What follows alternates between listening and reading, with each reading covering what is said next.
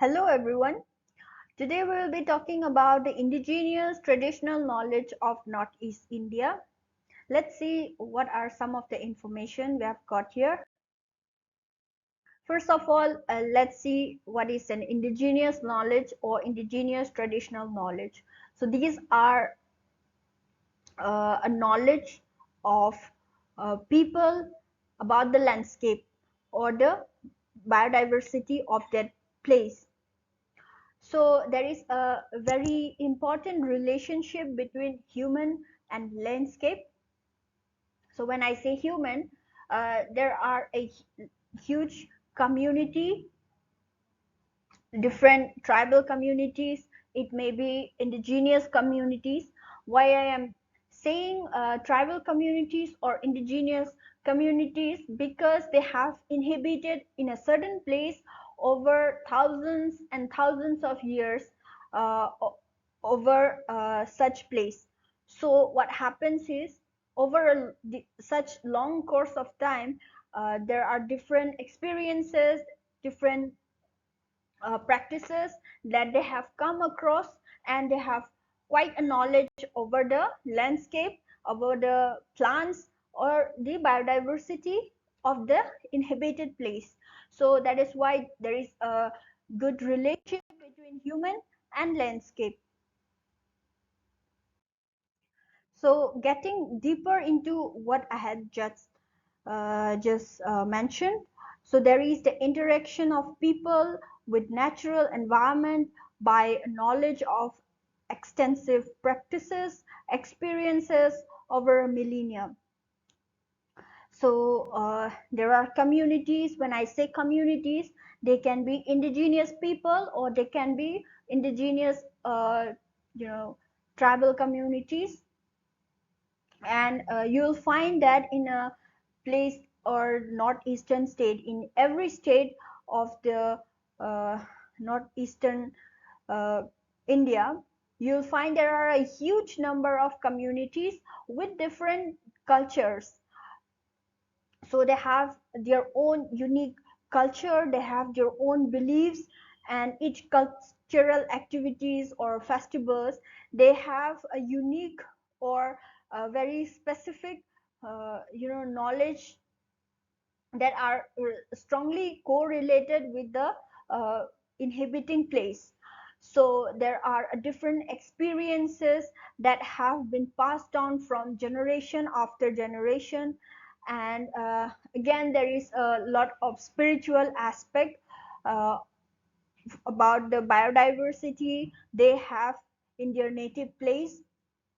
And over a long period of time, for over thousands and thousands of years, when a particular community exists, then naturally there are different skills that have been developed over the course of time. So these skills and the cultural activities, they create an identity of the specific community. So when you observe the overall cultural beliefs, experiences, spiritual aspects, skills, you will find that some are very useful, or they could be useful in the development of the whole nation, or else you will find some that can be ignored. So considering those that are useful, so they can really help in the development of the nation or development in the world overall. So this way, when there is a certain community, indigenous community, that are inhabited in a natural habitat, so the natural resources over those place, they have the holistic knowledge. Those people have got the holistic knowledge about the biodiversity, about the natural resources, and they are well aware of the sustainability. So this way, such kind of holistic knowledge is hard to find for any layman, because scientists may not be you know not known to a particular thing, because he just evolved after a certain steps of research. But when there is a community, uh, they are well aware of the uh, any biodiversity or any plant species, uh, because they have been passed down from generation after generation, and they have a holistic knowledge. So that is why they are very important. So overall, ITK, which also means indigenous traditional knowledge, they built a relationship between human and landscape. The knowledge system is built over millennia. It is based on their evidence acquired through direct with environment experiences, extensive observation skills. So these are the reasons they have the holistic knowledge. So this is something about the relationship of the human and landscape. So how does ITK or indigenous traditional knowledge help in the overall development? So it will help in the development strategies for conservation of indigenous food system. So it helps in the food security.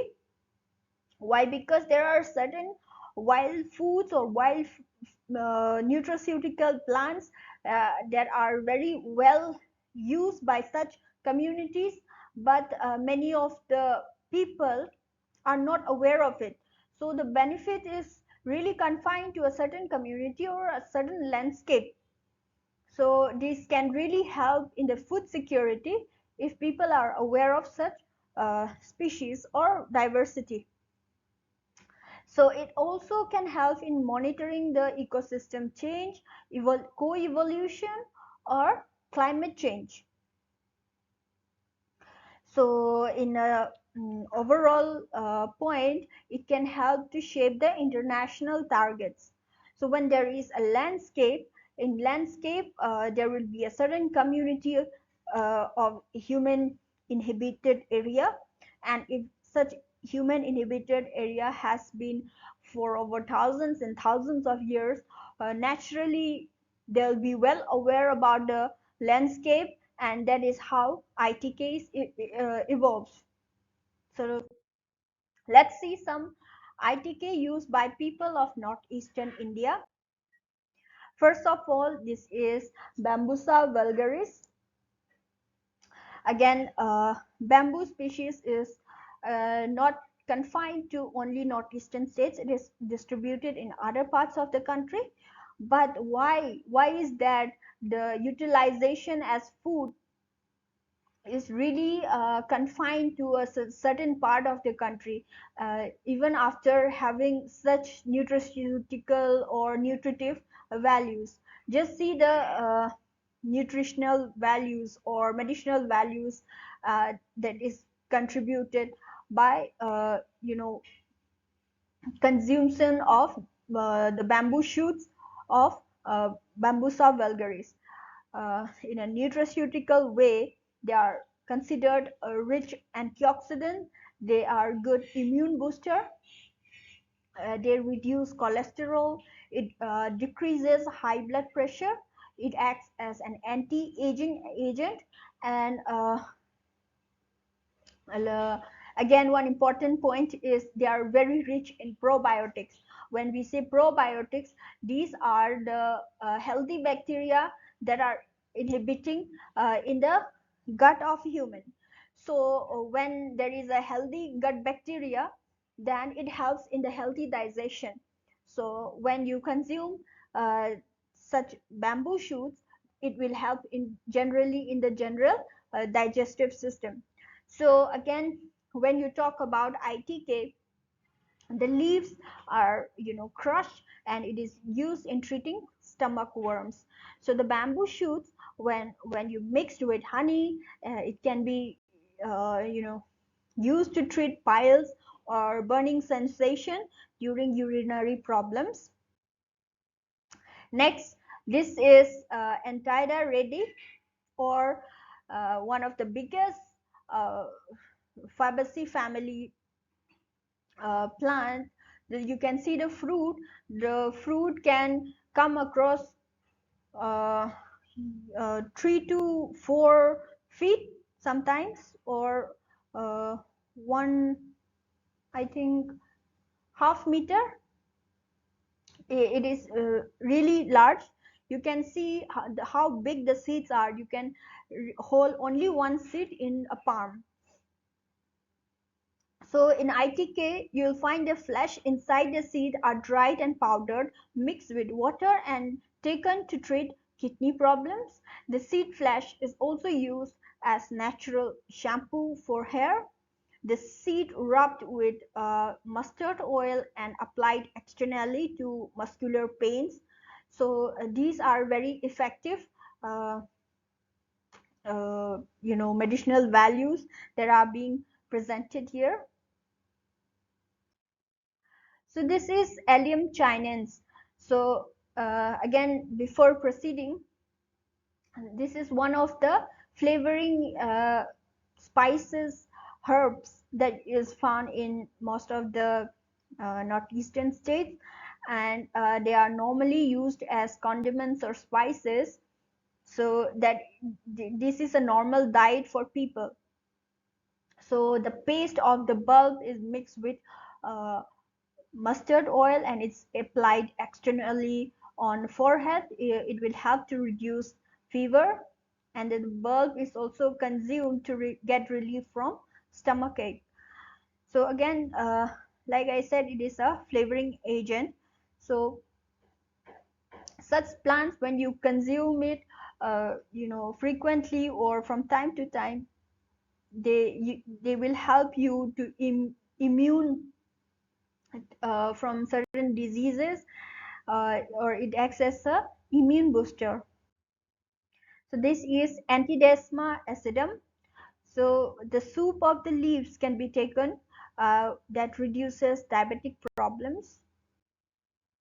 Again, this is Phylogacanthus thyrsiformis.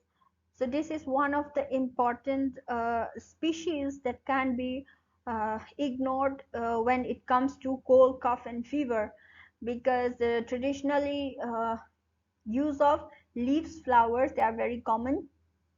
Here the leaves are boiled, and the steam out of the boiled leaves are allowed to diffuse in the room or inhaled closely.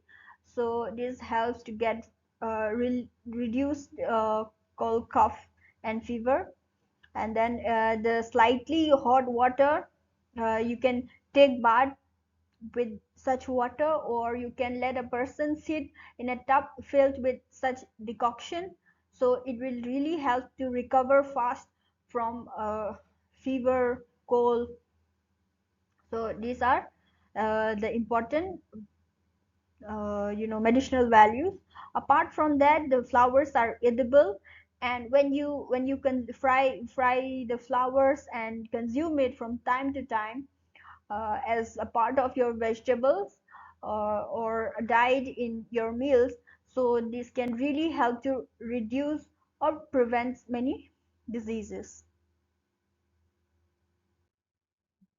So this is Xanthosylum acanthopodium. So this is again one of the aromatic uh, plants, because the leaves are very aromatic and they are being used as condiments. So the concoction of the leaves, then boiled with the previous plant that I have just talked about, so it will help to reduce fever. This is again one of the important medicinal plant that can be used as spices. So now this is Artemisia indica. So the leaf paste can be applied externally over forehead to reduce convulsions uh, caused during high fever. And then again, it can be used in skin infections or ulcers. So again, such uh, paste, when mixed with certain oil, they will help to reduce rheumatic pains. So This plant is Carthamus tinctorius. If you want to know the general name or the common name, this is also known as safflower. So the flower is very important because this flower in many parts of the world, they can be, they can make tea out of it, and it again it is the such consumption of such tea can help to reduce fever. So the seed oil is used to treat rheumatic swellings. So one important thing that I would like to mention here is this is one important ingredient to offer to God for the lunar calendar new year of the Meitei community of Manipur, because when every Hindu religion in India, they have got a different new year time. So in every states they are being celebrated with different names, right? So in Manipur, the New Year is known by Sajibu Chairauba. So in this festival, we offer certain items of food, and here the different flowers and fruits are also uh, offered. So this flower, this is depicted by the red arrow here. So this is one important flower that should be offered uh, during the festival. So again, this is Phagopyrum esculentum. So it is consumed as vegetables to reduce high blood pressure. So this plant is generally known by the name buckwheat. So the grains are cooked and consumed, and it reduces choleric diarrhea or obstruction in the abdomen. So when these flowers, when combined with lime flowers, it is used to treat hemorrhage of the retina. So you can see uh, consumption of uh, this plant as a general vegetable, how can it generally reduce the high blood pressure, or it can maintain your blood pressure. So this is Dromeria cordata.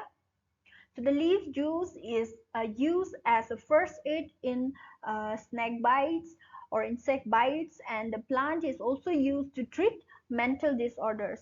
When there is any plant that is used in snake bite, it also means that these are the first aid before reaching any hospital or before reaching any clinic, because any kind of plant that are effective against snake bite, they cannot instantly reduce the toxicity of the snake poison.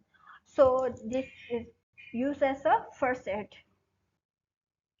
So this is Alzoxia graffiti.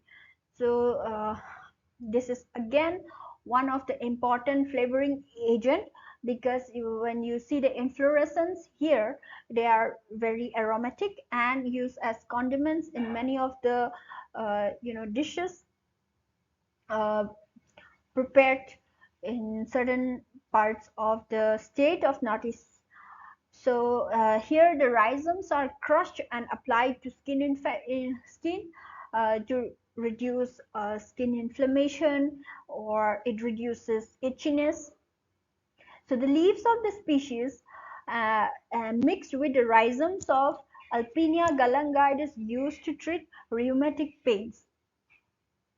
Again, like I said, the inflorescence are used as condiments to flavor many dishes. So this is Rust chinensis. You can see the fruit here, and in the picture you see fruit, seeds, and pulp that are being differentiated. So the fruit juice is taken to control loose motion. The fruit is consumed to treat stomachache. Sorry. The fruit is also used to treat kidney problems and urinary problems. So the fruit is little sour in nature. So this can be added with sugar or jaggery, and small candies are prepared out of the fruit, and people sold it in market areas as candies. So this is Canarium strictum, so one of the important gum producing plant. So the gum here is used to treat rheumatism and asthma. So the bark here, it is used as a natural mosquito repellent. So the gums again, it is used to treat inflammation. So like the gum of Soria robusta, this gum of this species is also used to make certain uh, instance in incense sticks or dhoops prepared by powdering the gum, uh, and it has got a very aromatic smell. So today I will show you one of the traditionally prepared hair lotion, or by simple ways that any people can make it. It is known as Chenghi in Manipur. So how this is prepared, I will show you. It is prepared by using rice water with different uh, species of herbs. So here the base ingredient is rice water. I'm sure rice water you get it from any kitchen, so it is easily available, and the key ingredients that are to be added uh, includes Agratum cornizoids, Pogostemon parviflorus, Perilla frutiscens, Spilanthes paniculata, Hibiscus rosa sinensis, Centellia asiatica, Amblycca officinalis, Gynora cusimbua, Artemisia maritima. So when you mix the base ingredient with the key ingredients and boiled over a period of time, then these can be applied on your hair as a hair lotion, and it will help to reduce many of the hair problems or hair hair fall and all. So there are many of the chemicals products that are found in most of the uh, drugstores, but when you have time to prepare these, and when I say key ingredient, it's not necessary that all of the species should be added.